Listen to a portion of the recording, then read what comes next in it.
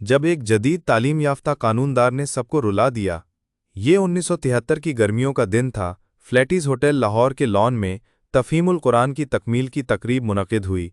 Stage पर सैयद अबुल आला मौदूदी, जनाब ए.के. ब्रोही, मौलाना मोहम्मद चिराग और मौलाना सयाउद्दीन काका खैल तशरीफ़ फरमा थे। गर्मी की शिद्दत के बावजूद लोग शामियाने से बाहर धूप में खड़े होकर उलमा की बातें सुन रहे थे। मौलाना काका खैल ने मौदूदी साहब की तफसीर की खिदमात को सराहा। मौलाना चिराग, जो पहले सैयद मौदूदी की तहरीक के मुखालिफ थे, ने एक ख्वाब का जिक्र किया जिसमें उन्होंने सैयद मौदूदी को बादशाही मस्जिद दोबारा तामीर करते देखा। इस ख्वाब ने उनकी ज़िंदगी बदल दी और वो सैयद मौदूदी की तहरीक से जुड़ गए।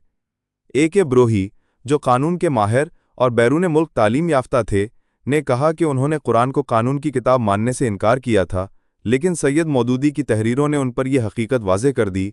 वो आबदीदा होकर बोले, अगर खुदा पूछेगा क्या लेकर आए हो, तो मैं कहूँगा सैयद मौदूदी की रिफ़ाक़त। तकरीब के इख्तिताम पर बारिश की हल्की बूंदें गोया रहमत बनकर बरसीं और महफिल को सुकून और रूहानियत बख्श गईं।